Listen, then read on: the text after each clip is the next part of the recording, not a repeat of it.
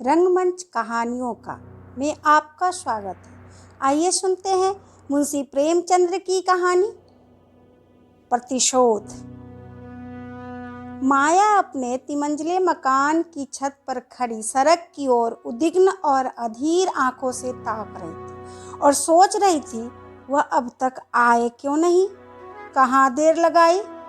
इसी गाड़ी से आने को लिखा था, गाड़ी तो आ गई होगी। स्टेशन से मुसाफिर चले आ रहे हैं, इस वक्त तो कोई दूसरी गाड़ी नहीं आती। शायद असबाब वगैरह रखने में देर हुई। यार दोस्त स्टेशन पर बधाई देने के लिए पहुंच गए हों, उनसे फुर्सत मिलेगी तब घर की सुध आएगी। उनकी जगह मैं होती तो सीधे घर आती, दोस्तों से कह देती जनाब इस वक्त मुझे माफ़ कीजिए, फिर मिलिएगा। मगर दोस्तों में तो उनकी जान बसती है। मिस्टर व्यास लखनऊ के नौजवान मगर अत्यंत प्रतिष्ठित बैरिस्टरों में हैं। 3 महीने से वह एक राजनीतिक मुकदमे की पैरवी करने के लिए सरकार की ओर से लाहौर गए हुए हैं। उन्होंने माया को लिखा था, जीत हो गई, 1 तारीख को मैं शाम की मेल में ज़रूर पहुंचूंगा। आज वही शाम है। माया ने आज सारा दिन तैयारियों में बिताया, सारा मकान धुलवाया, कमरों की सजावट के सामान साफ कराए, मोटर धुलवाई। ये 3 महीने उसने तपस्या के काटे थे, मगर अब तक मिस्टर व्यास नहीं आए। उनकी छोटी बच्ची तिलोत्तमा आकर उनके पैरों में चिमट गई और बोली, अम्मा बाबूजी कब आएंगे। माया ने उसे गोद में उठा लिया और चूम कर बोली, आते ही होंगे बेटी, गाड़ी तो कब की आ गई। तिलोत्तमा, मेरे लिए अच्छी गुड़िया लाते होंगे। माया ने कुछ जवाब न दिया। इंतजार अब गुस्से में बदलता जाता था। वह सोच रही थी, जिस तरह मुझे हजरत परेशान कर रहे हैं उसी तरह मैं भी इनको परेशान करूंगी। घंटे भर तो बोलूंगी नहीं। आकर स्टेशन पर बैठे हुए हैं, जलाने में उन्हें बड़ा मजा आता है। यह उनकी पुरानी आदत है। दिल को क्या करूं, नहीं तो जी यही चाहता है कि जैसे वह मुझसे बेरुखी दिखलाते हैं उसी तरह मैं भी उनकी बात ना पूछूं। एकाएक एक नौकर ने ऊपर आकर कहा, बहू जी लाहौर से यह तार आया है। माया अंदर ही अंदर जल उठी। उसे ऐसा मालूम हुआ जैसे बड़े जोर की हरारत हो गई हो। बरबस ख्याल आया, सिवाय इसके और क्या लिखा होगा कि इस गाड़ी से ना आ सकूंगा, तार दे देना कौन मुश्किल है। मैं भी क्यों ना तार दे दूं कि मैं 1 महीने के लिए मैके जा रही हूँ। नौकर से कहा, तार ले जाकर कमरे के मेज पर रख दो। मगर फिर कुछ सोचकर उसने लिफाफा ले लिया और खोला ही था कि कागज हाथ से छूटकर गिर पड़ा। लिखा था, मिस्टर व्यास को आज 10 बजे रात किसी बदमाश ने कत्ल कर दिया। कई महीने बीत गए मगर खूनी का अब तक पता नहीं चला। खुफिया पुलिस के अनुभवी लोग उसका सुराग लगाने की फिक्र में परेशान हैं। खूनी को गिरफ्तार कर देने वाले को 20,000 रुपये इनाम दिए जाने का ऐलान कर दिया गया, मगर कोई नतीजा नहीं। जिस होटल में मिस्टर व्यास ठहरे थे उसी में 1 महीने से माया ठहरी हुई है। उस कमरे से उसे प्यार सा हो गया है। उसकी सूरत इतनी बदल गई है कि अब उसे पहचानना मुश्किल है, मगर उसके चेहरे पर बेकसी या दर्द का पीलापन नहीं, क्रोध की गर्मी दिखाई पड़ती है। उसकी नशीली आंखों में अब खून की प्यास है और प्रतिशोध की लपट। उसके शरीर का एक एक कण प्रतिशोध की आग से जला जा रहा है। अब यही उसके जीवन का ध्येय, यही उसके सबसे बड़ी अभिलाषा है। उसके प्रेम की सारी निधि अब यही प्रतिशोध का आवेग है। जिस पापी ने उसके जीवन का सर्वनाश कर दिया उसे अपने सामने तड़पते देखकर ही उसकी आंखें ठंडी होगी। खुफिया पुलिस भय और लोभ, जांच और पड़ताल से काम ले रही है, मगर माया ने अपने लक्ष्य पर पहुंचने के लिए एक दूसरा ही रास्ता अपनाया है। मिस्टर व्यास को प्रेत विद्या से लगाव था। उसकी संगति में माया ने कुछ आरंभिक अभ्यास किया था। उस वक्त उसके लिए यह एक मनोरंजन था, मगर अब यही उसके जीवन का संबल था। वह रोजाना तिलोत्तमा पर अमल करती और रोज बरोज अभ्यास बढ़ाती जाती थी। वह उस दिन का इंतजार कर रही थी जब अपने पति की आत्मा को बुलाकर उससे खूनी का सुराग लगा सकेगी। वह बड़ी लगन से, बड़ी एकाग्रचित्तता से अपने काम में व्यस्त थी। रात के 10 बज गए थे। माया ने कमरे को अंधेरा कर दिया था और तिलोत्तमा पर अभ्यास कर रही थी। एकाएक उसे ऐसा मालूम हुआ कि कमरे में कोई दिव्य व्यक्तित्व आया। बुझते हुए दीपक की अंतिम झलक की तरह एक रोशनी नजर आई। माया ने पूछा, आप कौन हैं?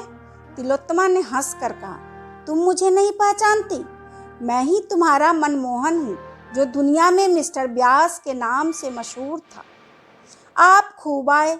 मैं आपसे खूनी का नाम पूछना चाहती हूँ। उसका नाम है ईश्वर दास। कहाँ रहता है?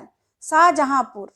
माया ने मोहल्ले का नाम, मकान का नंबर, सूरत, शक्ल सब कुछ विस्तार के साथ पूछा और कागज पर नोट कर लिया।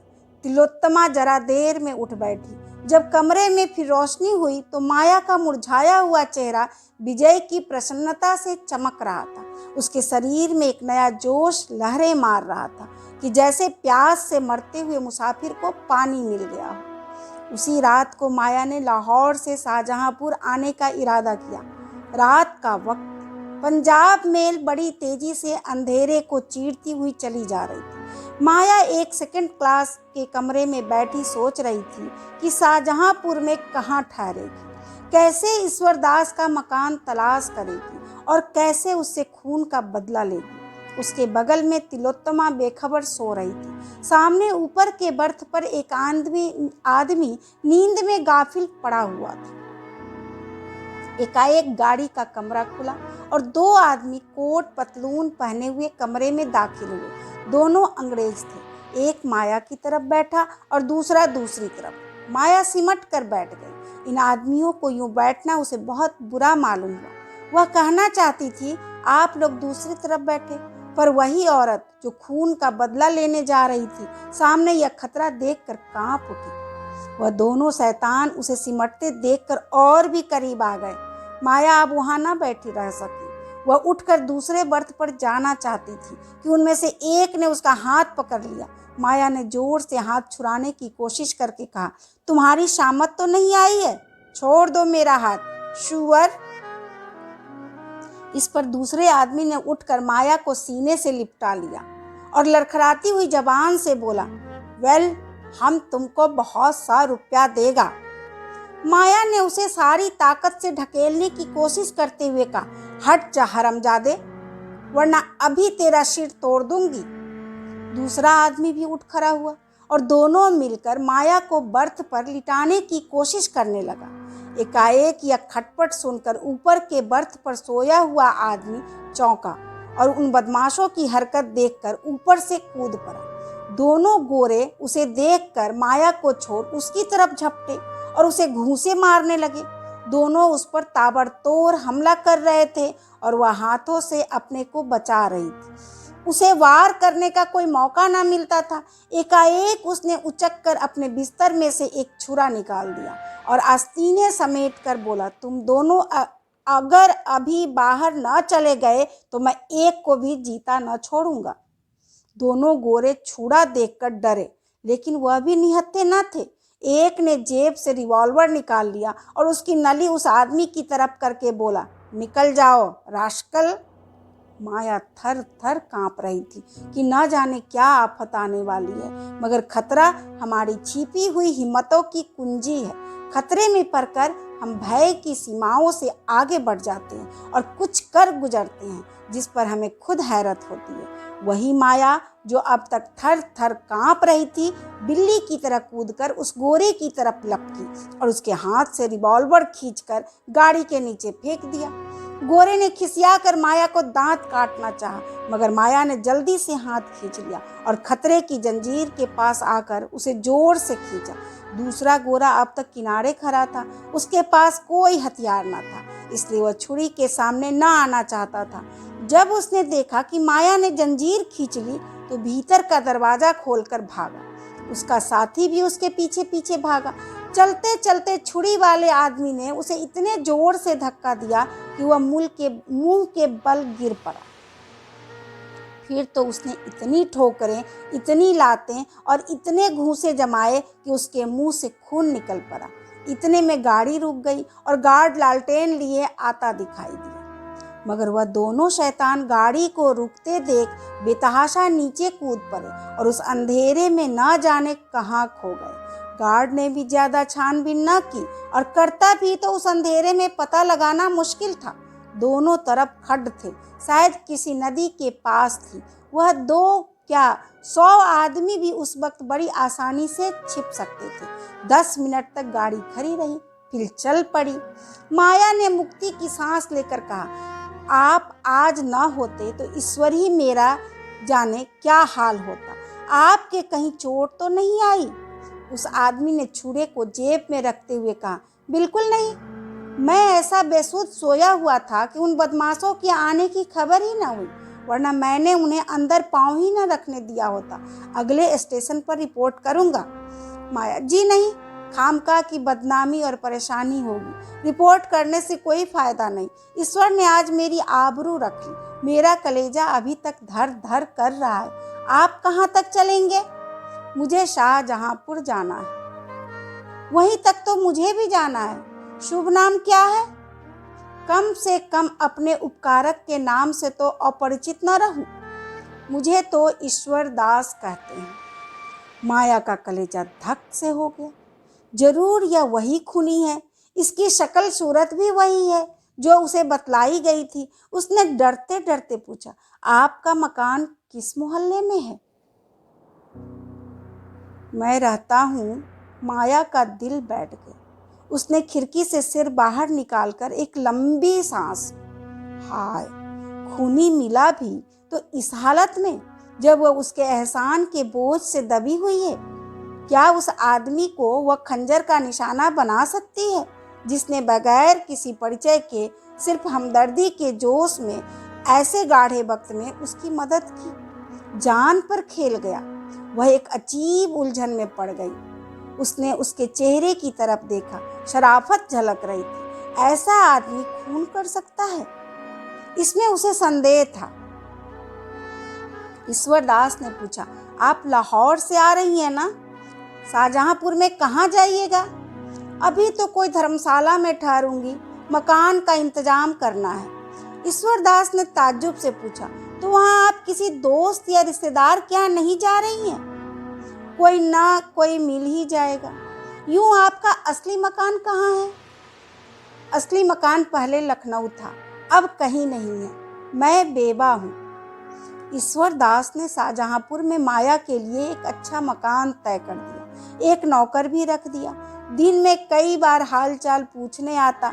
माया कितना ही चाहती कि उसके एहसान ना ले, उससे घनिष्ठता ना पैदा करे, मगर वह इतना नेक, इतना बामुरव्वत और शरीफ था कि माया मजबूर हो जाती थी। एक दिन वह कई गमले और फर्नीचर लेकर आया। कई खूबसूरत तस्वीरें भी थी। माया ने त्योड़ियां चढ़ाकर कहा, मुझे साज सामान की बिल्कुल जरूरत नहीं, आप नाहक तकलीफ करते हैं। ईश्वर दास ने इस तरह लज्जित होकर कि जैसे उससे कोई भूल हो गई, कहा, मेरे घर में यह चीजें बेकार पड़ी थी, ला कर रख दी। मैं इन टीमटाम की चीजों का गुलाम नहीं बनना चाहती। ईश्वर दास ने डरते डरते कहा, अगर आपको नागवार हो तो उठवा ले जाऊं? माया ने देखा कि उसकी आंखें भर आई है। मजबूर होकर बोली, अब आप ले आए हैं तो रहने दीजिए, मगर आगे से कोई ऐसी चीज ना लाइएगा। एक दिन माया का नौकर ना आया। माया ने 8-9 बजे तक उसकी राह देखी। जब अब भी वह ना आया तो उसने जूठे बर्तन मांजना शुरू किया। उसे कभी अपने हाथ से चौका बर्तन करने का संजोग न हुआ था। बार बार अपनी हालत पर रोना आता था। एक दिन वह था कि उसके घर में नौकरों की एक पलटन थी। आज उसे अपने हाथों बर्तन मांजने पड़ रहे हैं। तिलोत्तमा दौड़ दौड़ कर बड़े जोश से काम कर रही थी। उसे कोई फिक्र न थी अपने हाथों से काम करने का। अपने को उपयोगी साबित करने का ऐसा अच्छा मौका पाकर उसकी खुशी की सीमा न रही। इतने में ईश्वर दास आकर खड़ा हो गया और माया को बर्तन मांजते देखकर बोला, यह आप क्या कर रही हैं? रहने दीजिए, मैं अभी एक आदमी को बुलवाए लाता हूँ। आपने मुझे क्यों नहीं खबर दी?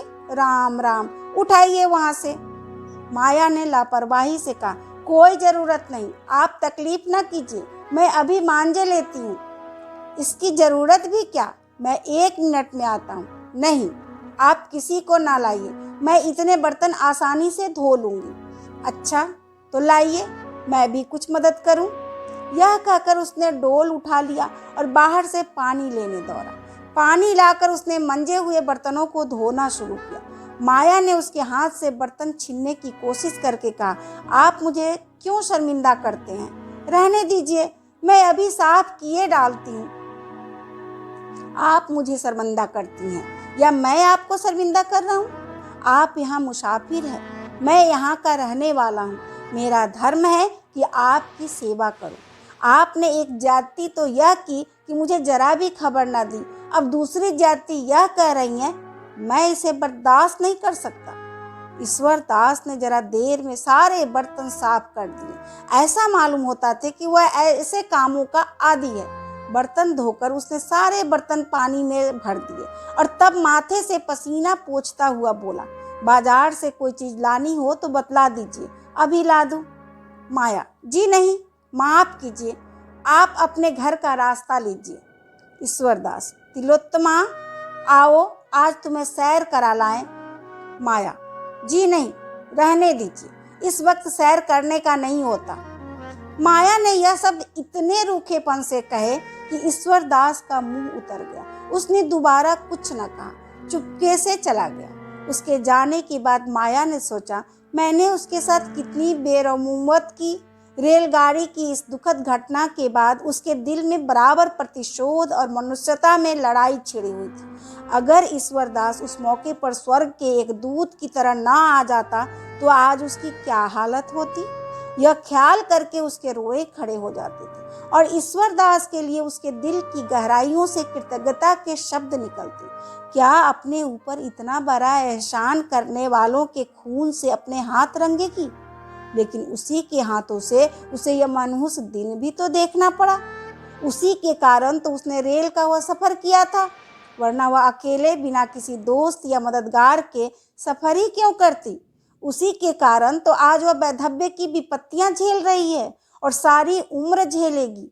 इन बातों का ख्याल करके उसकी आंखें लाल हो जाती, मुंह से एक गर्म आह निकल जाती और जी चाहता इसी वक्त कटार लेकर चल पड़े और उसका काम तमाम कर दे।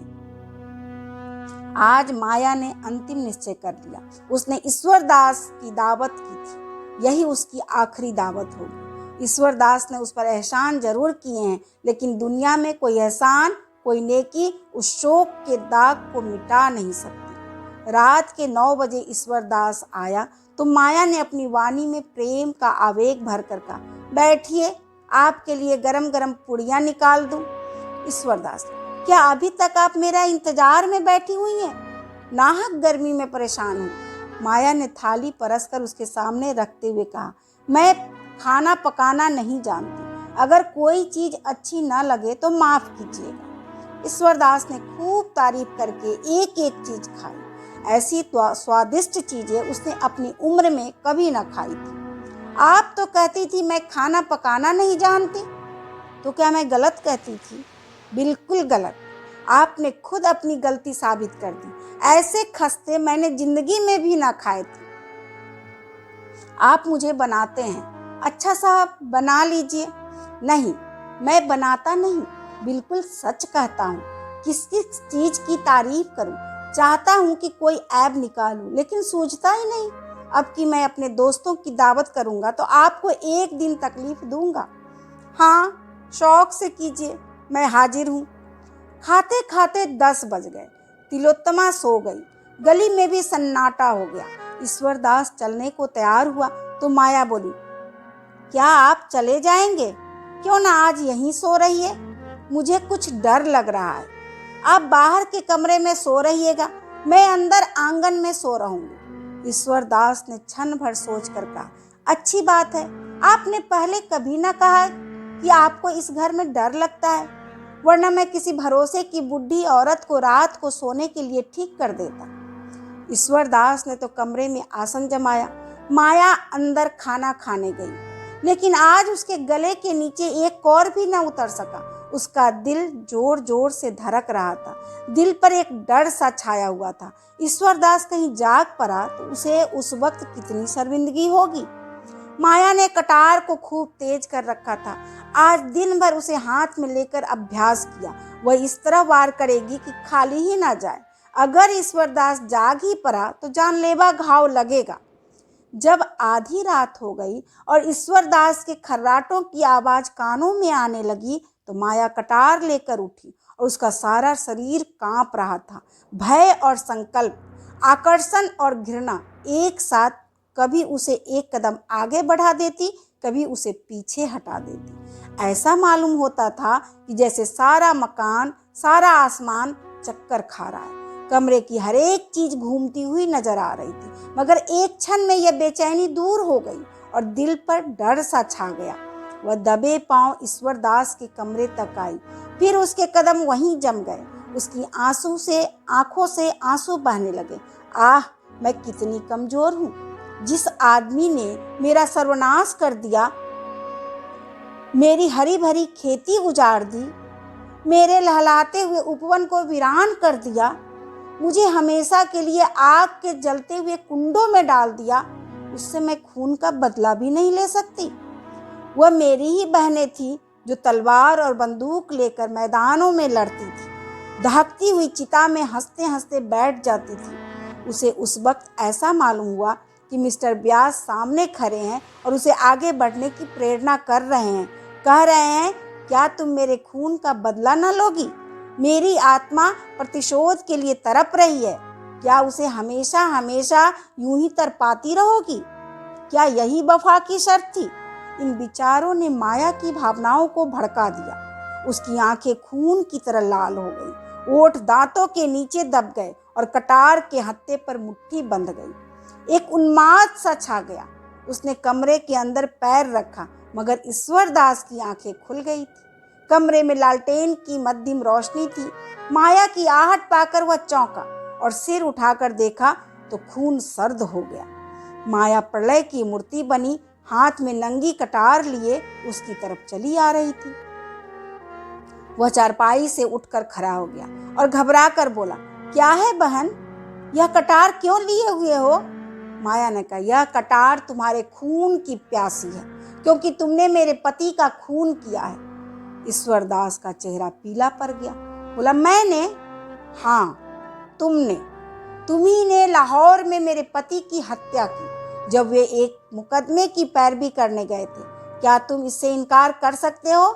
मेरे पति की आत्मा ने खुद तुम्हारा पता बतलाया है। तो तुम मिस्टर व्यास की बीवी हो? हाँ, मैं उनकी बदनसीब बीवी हूँ और तुम मेरा सुहाग लूटने वाले हो। गो, तुमने मेरे ऊपर एहसान किया है, लेकिन एहसानों से मेरे दिल की आग नहीं बुझ सकती, वह तुम्हारी खून से ही बुझेगी। ईश्वरदास ने माया की ओर याचना भरी आंखों से देखकर कहा, अगर आपका फैसला यही है तो लीजिए, यह सर हाजिर है। अगर मेरे खून से आपके दिल की आग बुझ जाए तो मैं खुद उसे आपके कदमों पर गिरा दूंगा। लेकिन जिस तरह आप मेरे खून से अपनी तलवार की प्यास बुझाना अपना धर्म समझती हैं, उसी तरह मैंने भी मिस्टर व्यास को कत्ल करना अपना धर्म समझा। आपको मालूम है, वह एक राजनीतिक मुकदमे की पैरवी करने लाहौर गए थे, लेकिन मिस्टर व्यास ने जिस तरह अपनी ऊंची कानून लियाकत का इस्तेमाल किया, पुलिस की झूठी शहादतों के तैयार करने में जिस तरह मदद की, जिस बेरहमी और बेदर्दी से बेकस और ज़्यादा बेगुनाह नौजवानों को तबाह किया, उसे मैं सह न सकता था। उन दिनों अदालत में तमाशाइयों की बेइंतहा भीड़ रहती थी। सभी अदालत से मिस्टर व्यास को कोसते हुए जाते थे। मैं तो मुकदमे की हकीकत को जानता था, इसलिए मेरी अंतरात्मा सिर्फ कोसने और गालियां देने से शांत न हो सकती थी। मैं आपसे क्या कहूँ, मिस्टर व्यास ने आंख खोलकर समझ बूझकर झूठ को सच साबित किया और कितने ही घरानों को बेचिराग कर दिया। आज कितनी माएँ अपने बेटों के लिए खून के आंसू रो रही है, कितनी ही औरतें रंडापे की आग में जल रही है। पुलिस कितनी ही ज्यादतियां करे, हम परवाह नहीं करते। पुलिस से हम इसके सिवा और उम्मीद ही नहीं रखते। उसमें ज्यादातर जाहिल, शोहदे, लुच्चे भरे हुए हैं। सरकार ने इस महकमे को कायम ही इसलिए किया है कि वह रियाया को तंग करे, मगर वकीलों से हम इंसाफ की उम्मीद रखते हैं, हम उनकी इज्जत करते हैं। वे उच्च कोटि के पढ़े लिखे सजग लोग होते हैं। जब ऐसे आदमियों को हम पुलिस के हाथों की कठपुतली बना हुआ देखते हैं तो हमारे क्रोध की सीमा नहीं रहती। मैं मिस्टर व्यास का प्रशंसक था, मगर जब मैंने उन्हें बेगुनाह मुलजिमों से जबरन जुर्म का इकबाल कराते देखा तो मुझे उनसे नफरत हो गई। गरीब मुलजिम रात दिन भर उल्टे लटकाए जाते थे, सिर्फ इसलिए कि वो अपना जुर्म तो उन्होंने कभी जो नहीं किया इकबाल कर ले। उनकी नाक में लाल मिर्च का धुआं डाला जाता था। मिस्टर व्यास यह सारी ज्यादतियां सिर्फ अपनी आंखों से देखते ही नहीं थे, बल्कि उन्हीं के इशारे पर वह की जाती थी। माया के चेहरे की कठोरता जाती रही, उसकी जगह जायज गुस्से की गर्मी पैदा हुई। बोली, इसका आपके पास कोई सबूत है कि उन्होंने मुलजिमों पर ऐसी सख्तियां की?